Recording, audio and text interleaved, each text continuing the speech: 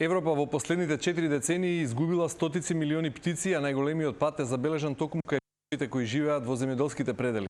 Научна студија спроведена во 28 европски држави, како една од главните причини ги посочува интензивната на пестициди и намалувањето на бројот на инсекти. Пестицидите се првиот аларм дека системите се менуваат побрзо од колку што мислиме. Каква е врската меѓу пестицидите, инсектите и птиците? Дали современото земјоделство може да обезбеди доволно храна и истовремено да го зачува биодиверзитетот? И каде Македонија оваа приказна? Со професорката Станислава Лазаревска од Факултетот за науки и храна и професорот Александар Додовски од Факултетот за ветеринарна медицина. Почитувани, добре дојавте во студиото на Телма. Добар ден. Благодарам на поканата. Дали по трката да се прехрани човештвото веќе сериозно го нарушува биодиверзитетот и природата испраќа предупредувачки сигнали? Дали е ова вклучување на алармот, оваа студија? Може да се каже, да.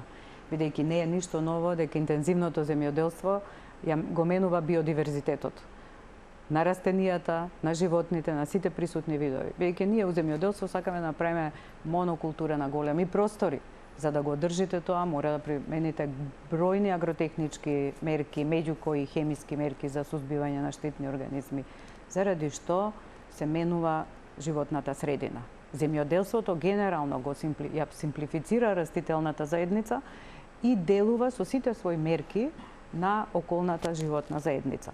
Така што многу студии постојат од порано, не од сега. Ова сознание дека пестицидите особено делуваат на птиците и на други животни кои што се во тие заедници потекнува од 62 година, кога американската новинарка, која по вокација е биолог, ја пишува книгата Silent Spring, Тивка пролет, во која што за прв пат воочува што се случува откако ќе почне интензивна примена на пестицидите.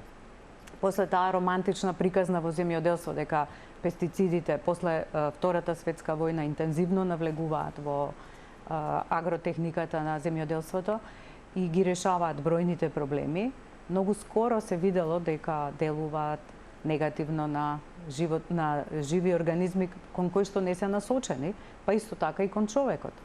Велите не е ништо ново, меѓутоа 60 години подоцна, колку е човештвото свесно дека забрзано оди кон сопствено уништување? Дали, или еве вака да го преформулирам прашањето, дали климатските промени се посериозна закана или ова за кое зборуваме е посериозна закана? Не може да се направи еднакво, значи едното и другото имаат сериозно значење за диверзитетот на планетата.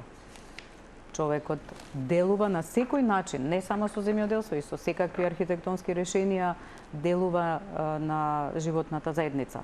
Дали ја упростува со своето делување? Да, делува негативно. Или ги менува видови кои што биле неутрални во животните заедници, стануваат сега со штетно значење. И повторно го зголемува притисокот дека нешто мора да се менува, па се зголемува интензитетот на заштита. Што понатаму па делува еве на сите живи организми, бидејќи инсектите не се само штетници како што ги гледаме, тие се пред се храна за голем број живи организми кои што живеат со нив. Затоа и толкав нивниот број на планетата. Дел од цинџирот на исхрана, да, тие се една од многу важна опрашувачи на растенијата. Храна пред се на голем број птици, влекачи, змии, риби, па и на човекот. Да, не е ништо ново дека човекот ја уништува природата, меѓутоа сега имаме научна студија која потврдува дека Европа изгубила повеќе од половина милиарди птици за 4 децении. И сега ова вака како бројка можеби и не значи ништо за помалку упатените, меѓутоа еве вака низ призма на орнитолог, односно експерт за живина, за птици, како. Да, не сум орнитолог, а ветеринар. Ветеринар, што значи за вас оваа бројка? Или еве како да го објасниме, половина милиарда птици изумрели за 4 децении? Тоа е огромна бројка, имајќи во предвид дека станува збор за една единствена причина.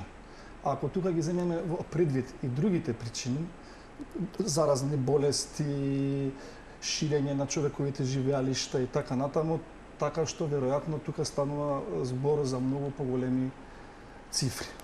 Во секој случај екосистемот во кој што живееме, животната средина во која што живееме, во која што би требало со симбиоза да живееме заедно со живиот свет, драматично е нарушена.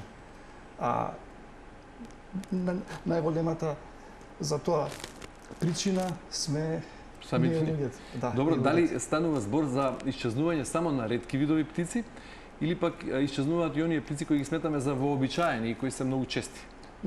Значи исчезнуваат птици од сите сфери на живење со различни начини на живење, различна биологија, различни локации и така натаму, така што исчезнуваат птици и оние кои што се така наречени периурбани, кои што живеат во близина на човекот, кои што живеат на земјоделските површини, но и птици кои што се условно кажано подалечни од контакт со човекот, дивите птици, преселни птици и така натаму. Така што сето тоа е еден принцип, еден систем на сврзани садови. Значи, ако во тој цел ланец едно место се раскине алката, тоа подосна ќе се осети и на други места и кај другите птици. Така што природата си има еден свој систем на хармонизација, на еднаквост, на некое си, можеби да кажеме, совршено равенство, кое што со илјадници години си го воспоставило. Ако тоа равенство некаде се наруши, тоа ќе се покаже, ќе се манифестира. И токму ова сега вие што го рековте, тоа е една од видливите работи кои што ние сега како општество, како јавност почнуваме да стануваме свесни за тоа. Добро, студијата директно ги посочува пестицидите и ѓубривата како најсилен фактор, меѓутоа еве и вие велите не се само тие и не е научно коректно целата вина да се фрли врз пестицидите, меѓутоа како пестицидите индиректно влијаат врз намалување на бројот на птици и угинување на цели видови. И рековте, урбанизацијата генерално секако, е под урбанизација. И кога правите земјоделска површина, вие во една природна заедница имате голем број растителни видови. Може имате стотина растителни видови и исто толку животински видови. Меѓутоа, кога вие правите на голема површина една култура, ја сакате таа култура да ја одржите, да нема штетници никакви, значи да дојдете до принос. Таа ви е важна, таа е важна од стопанско значење и заради тоа морате да интервенирате во таа заедница. Пестицидите секако делуваат, бидејќи и директно и индиректно и на птиците и на други животни, на змии, на гуштери, на кртови кои што се хранат со инсектите. Тие се пред се храна за сите овие живи организми да постојат. Директно, кога аплицирате било каков пестицид, директно може да дојдат во контакт преку кожа, перкутано, нели, до секој жив организам. А индиректно преку храна. Секоја птица која се храни со семе, може со семето кое што е третира, нели, однапред пред сеидба, да внесе во себе голема количина семе кое што е третирано со пестициди да се отруе директно. Или може понатаму да се храни со растителни органи кои што исто така како храна дигестивно внесени ќе предизвикаат нивно труење. Проблемот е во пестицидите или во обемот на нивна употреба? Во препаратите, во составот или? И препаратите и количините, неправилната примена исто така. Начинот на примена, еве денеска да кажеме сите современи текови се да користиме дронови во земјоделството. Така, тоа се смета за едно од новините. И тоа е во ред на вистина дроновите користат помала количина пестициди, попрецизно ги аплицираат. Меѓутоа не се дозволени да се аплицираат со дронови. Ама тоа никој денеска не го отвара како прашање. Примената на пестицидите со дронови, со било кој воздухоплов е дозволена. Не е дозволена, освен ако со посебна дозвола не се даде за тоа. Хемиските куќи вршат голем притисок на администрацијата во Европа, зборувам, за да може да се дозволи нивна апликација од воздух. Ама не се. Ние слушаме дека Европа постојано ги заострува критериумите кога станува збор за употребата на пестициди. Дали овие препарати што се користат денес се помалку штетни од оние кои се употребувале пред 30-40 години, од кога е тргнат оваа приказна за тивката пролет, односно за уништувањето на птици? Секако, да. Овие се малку побезбедни, меѓутоа се уште на листа има многу силно токсични пестициди. Кога викаме силно токсични, значи за човекот, за домашните животни, за птиците, рибите, пчелите, за сите живи организми. Токсикологија се однесува на таргетните групи на животни. Но Европа вика по новиот зелен договор 25-32 дека ќе ги намали пестициди. Сегашната листа на пестициди до 2030 година ќе ја намали за 50%. Значи, препознаени се пестицидите како токсини во природата и затоа се препорачуваат нови мерки, нови методи за контрола на штетните организми кои се јавуваат во земјоделството. И можам да кажам, законските регулативи се многу добри, многу.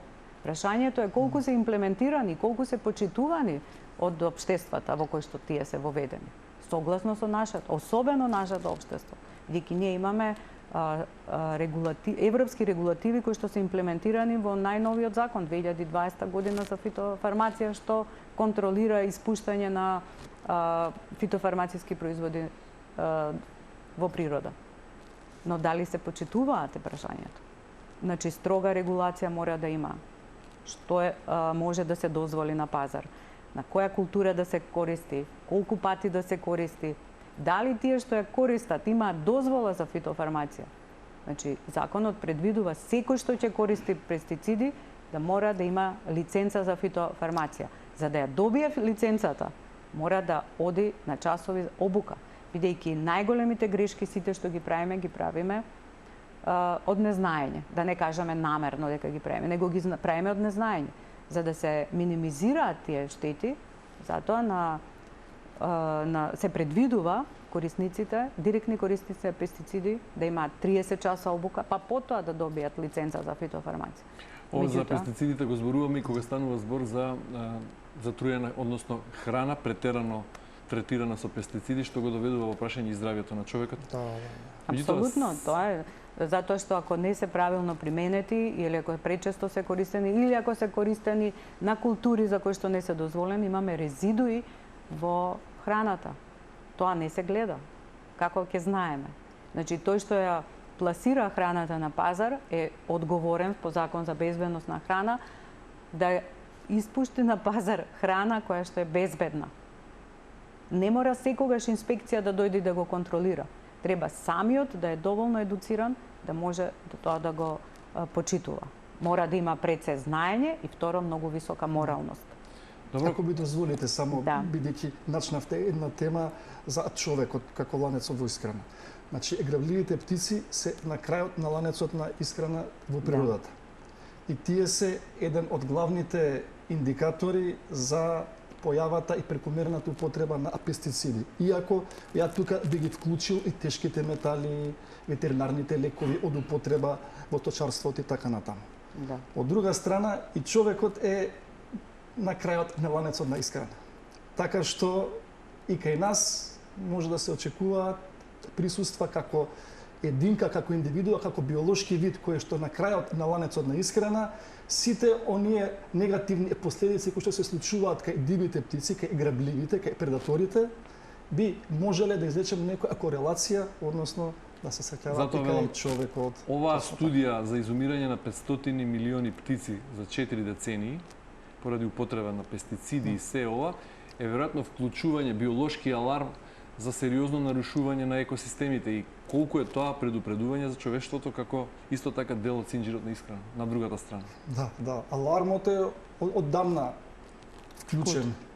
Оддамна е вклучен, но сега со овие студии некако она што и претходно се мислеше и се претпоставуваше, сега имаме точна емпирија. Значи, научна студија сеопфатна, голема, многу пари е потрошени за нези така натаму, каде што ни се кажува емпириски точно дека да, пестицидите се штетни за популацијата на диви птици.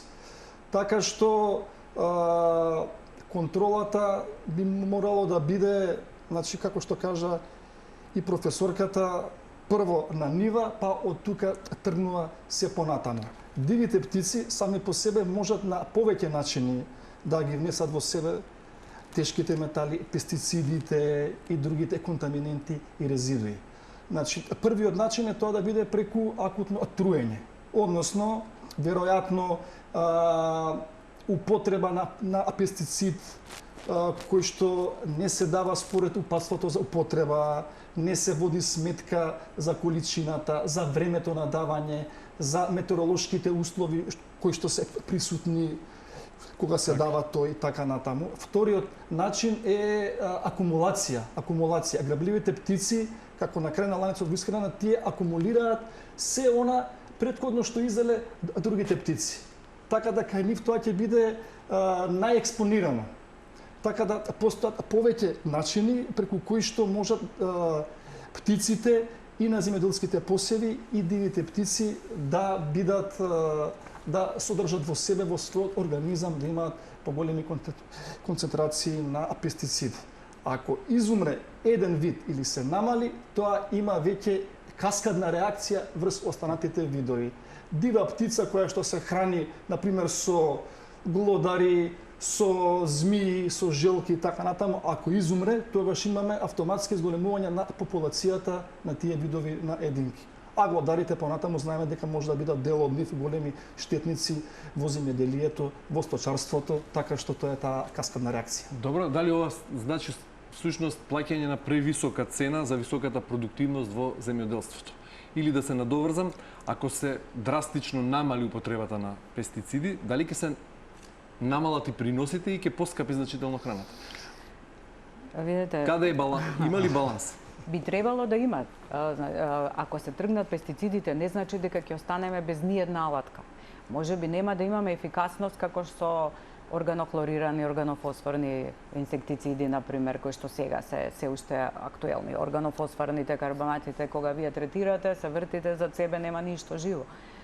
Има препарати кои што делуваат поспоро, делуваат на системи во организмот, после неколку 3-4 дена, да кажеме, да изгинат од глад, бидејќи не може да зимаат храна инсектите. Постојат методи кои што се комплетно неопасни, кои што може да се применуваат.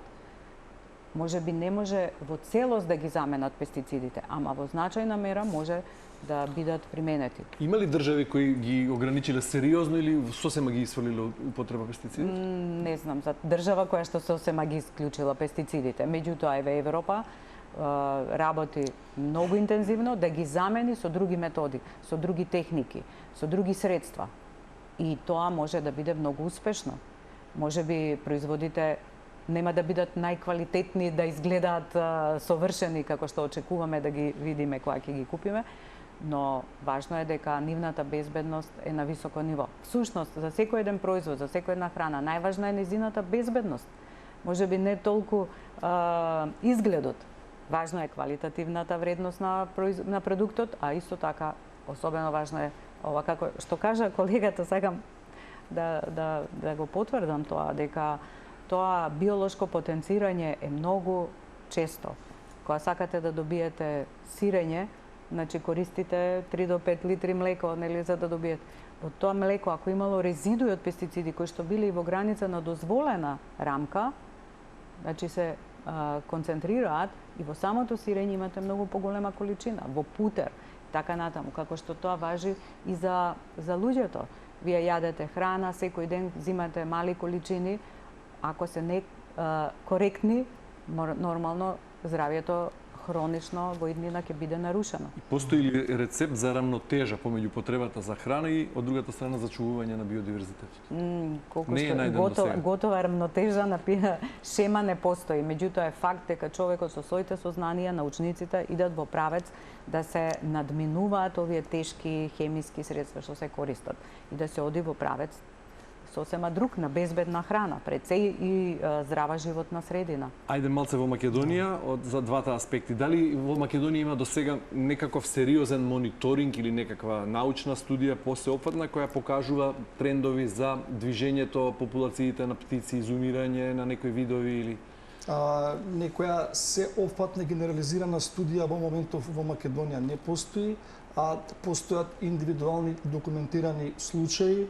на птици за кои што постои сомнеш и доказ дека всушност нивното здравје било нарушено од зголемена концентрација, ја би ги нарекол загадувачи, значи пестициди, тешки метали, така натаму. Пестицидите само како еден причинител. Да, тие се еден дел во целата таа група на загадувачи во живиот свет. Има конкретни видови кои се во опаѓање или сега ги нема, а ги имало пред 30 години, кога зборуваме за Македонија?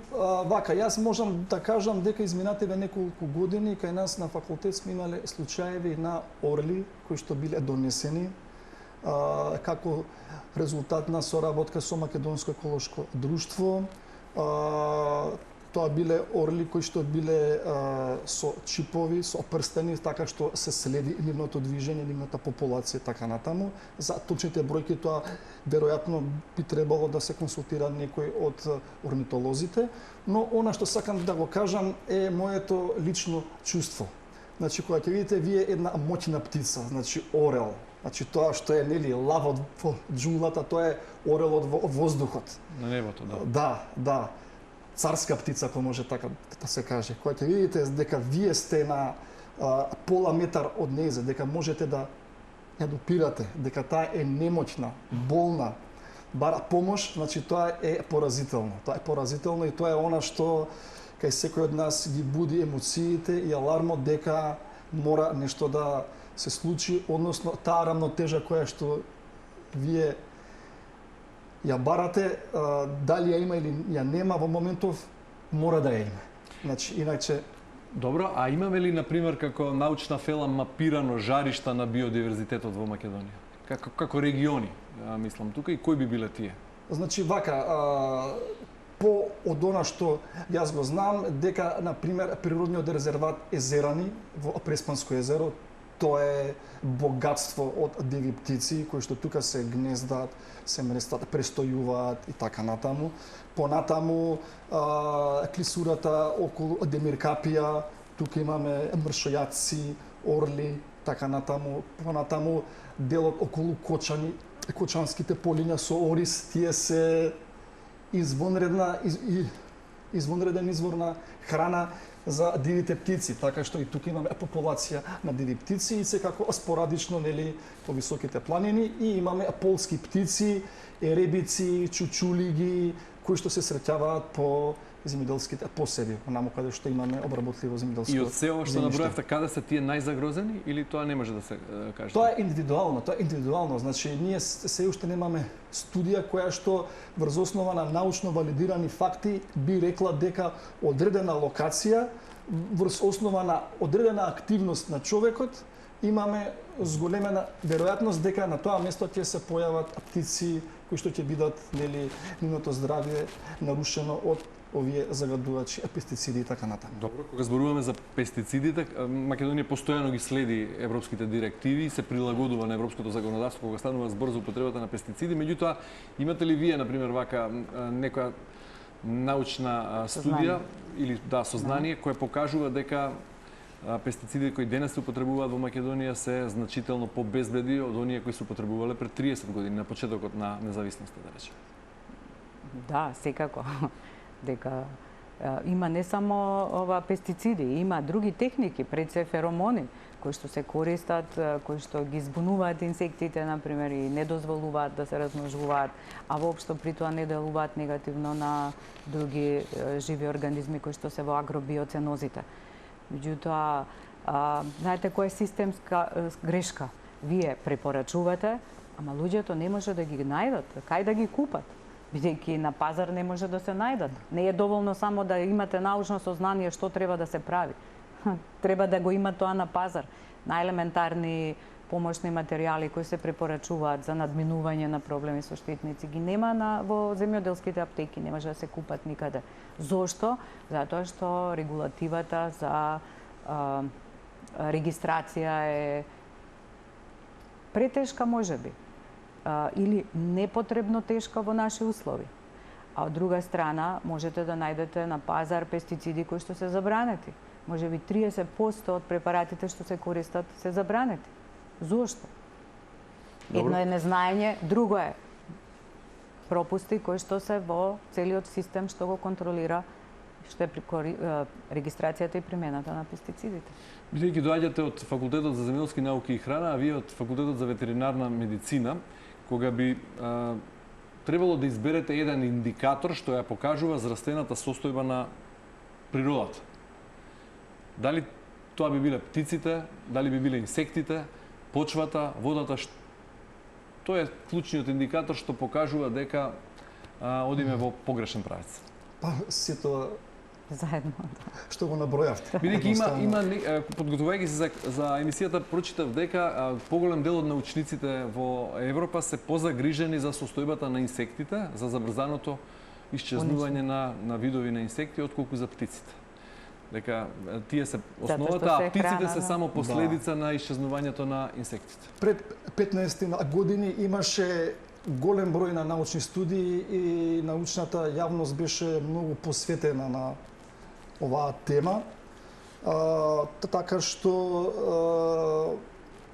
горе-доле се востановија кои се критичните фази и критичните точки во проблемот на намалување на популацијата на инсектите, на пчелите и така натаму. Тоа прашање се уште е високо на агендата, но некако имам впечаток дека последните години некако имаме стабилизација во таа сфера на популацијата, особено на пчели, на инсекти. Зборувате за Македонија или генерално? Генерално зборувам. Врз основа на она што можам да го читам како научна студија. Така што, како што реков, ако една алка се скрши, тогаш значи понатаму ќе се покаже во другите алки во ланецот на исхрана. Така што она што пред десетици години, пред неколку декади било проблем со инсектите, еве го сега се појавува кај птиците, односно тие кои што се хранат со нив. Се дискутирали меѓу научната фела што би се случило кога би изумреле половина од инсектите на планетава, какви последици би почувствувал човекот во секојдневието? Или тоа се уште митови Само се предпоставки, нели очекувања што би се случило? Еве, вака, ајде, ако може малце да, пошто сега тука зборуваме за широката јавност, па не би зборел многу научно, туку малце онака поедноставно. Борба за храна. Ќе почнеме ние меѓу себе да имаме компетиција, односно ќе нема доволно храна. Во моментов тоа не е така, бидејќи во моментов ако на планетата Земја имаме скоро 8 милиарди луѓе, во моментов на глобално ниво се произведува храна за 12 милиарди луѓе. Што значи дека многу храна има вишак се фрла, не се користи и така натаму. Она што е проблемот важна е равномерната дистрибуција на храната и рационалното користење на ресурси. Но ова сега што го кажав, тоа не ни дава за право да се опуштиме и едноставно да не преземаме ништо. Значи, кога се работи со природата, тоа е работа на долги патеки, на години. Нешто што ако сега се погреши, ќе се појави дури можеби после 10, 15 па и 20 години. Дали последицата на се ова е земјоделски предели кои се високо продуктивни, но биолошки празни? Дали е тоа дел од Видете, тоа производството на храна и недостаток на храна, една е биолошка природа, друга е економска природа, што е вистина дека имаме храна, меѓутоа неравномерно распоредена. Ама светот не е емпатичен. Има економски префикс пред производство на храна. Мора да произведете храна. Дали ќе се појават промени? Промени постојат и сега. Детектирани се видови кои што исчезнуваат. Тоа што викате пола милиарда птици ги нема. Во квантитативен смисол ги нема. Може би и во квалитативен систем. Така, што кажува анализата? Дали видови недостасуваат или нивната бројност се намалува? Секако. Дека предизвикот е да се оди во правец, да се произведува храна и да се воведуваат нови методи за заштита од потенцијално штетните организми. Тоа нема да не, значи таа е приказна never ending. Секогаш постои, никогаш не завршува. Вие ќе решите проблем со еден организам, ќе се јави друг. Значи ние викаме заштита растенија од болести, штетници, плевели, полжави, глодари. Значи секогаш има. Вие нема да имате можност мирно да произведувате или решението да биде во органско производство, каде што еве да кажеме редуцирана примената на пестицидите. Значи секогаш ќе имате некаков фактор агресивен кој што делува во животната средина, а таа се одразува многу пошироко. Треба да одиме во правец да ги луѓето форсираме со знаење и со практики да ги менуваат своите навики во тоа што прават во заштита на растенија. Значи, едно е со едукација да ги научи дека тоа што го прават е штета за нив самите, за нивната култура, за животната заедница, за птици, риби кои што викаме делуваат локално, ама делуваат глобално, не е само локалното делување. А од друга страна треба да им дадете и алатки кои што треба да ги користат. Значи, науката има алатки, ама треба да се имплементираат во праксата. Добро, кога зборуваме за исчезнување на инсектите, кој прв ја плаќа цената? Птиците, растенијата или човекот? Зависи кои инсекти исчезнуваат. Знаете, во една животна заедница на пченица е работено, утврдено дека има 500 различни видови на инсекти, а само 1% се штетни. Значи, другите се случајно присутни, полагаат јајца тука, живеат на пропатување се кон некое друго место, храна за птици, за предатори други, за други корисни организми. Значи, кога ви аплицирате пестицид, еве инсектицид, сите овие 500 различни видови ги убивате со целата нивна биомаса што постои. Кој прв ќе осети? Сите што се хранат со нив. Вие ќе ги уништите штетните организми, ќе бидете среќни затоа што вашата култура продолжува добро со својот развој.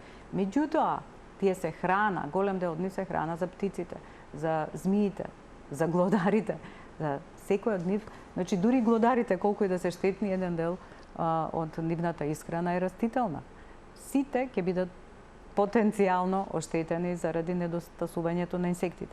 Инсектите се едни од не едни, него најброен животински вид. Не постои толкава група на живи организми со толку голем број на видови. Денеска се смета дека има околу 1,5 милион видови, а само растенија на планетава има, да кажеме, 550.000 видови.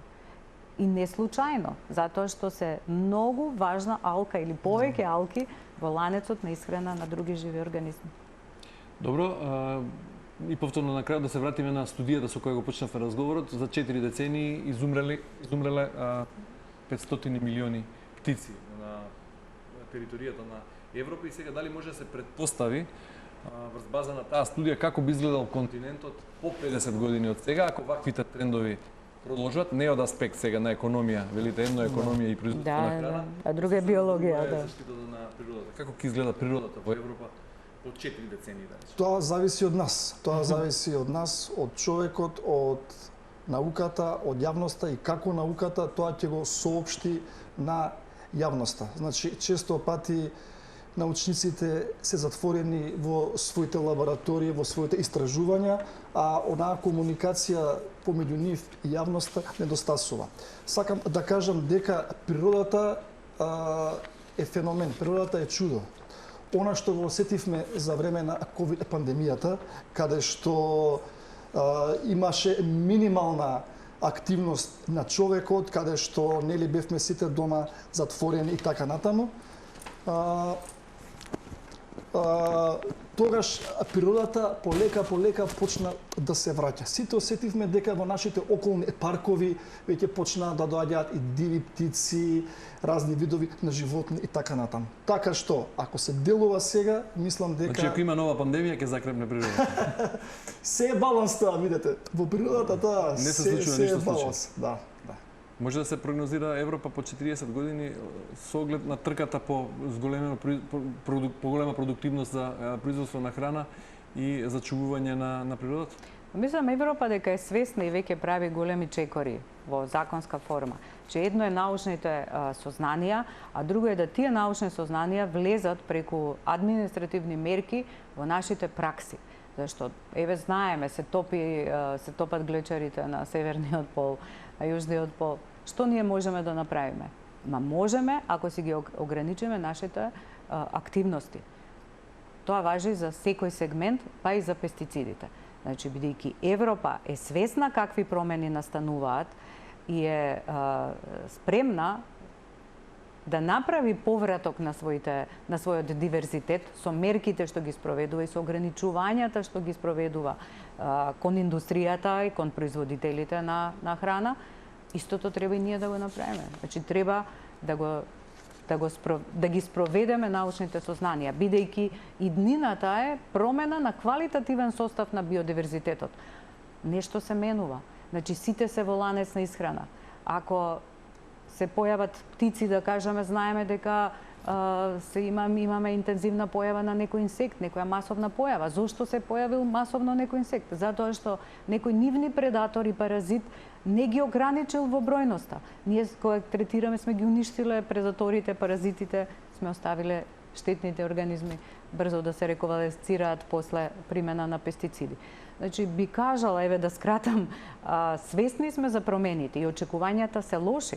Меѓутоа, треба луѓето да им се наметне и да се ограничат во својата дејност, да не се така слободно однесуваат безгрижно кон природата, бидејќи природата ќе го врати тоа со негативен однос кон сите нас.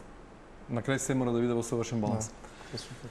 Професор доктор Станислава Лазаревска, Факултет за земјоделски науки и храна, професор доктор Александар Додовски, Факултет за ветеринарна медицина, ви благодарам многу за учеството во денешното издание да се кажа.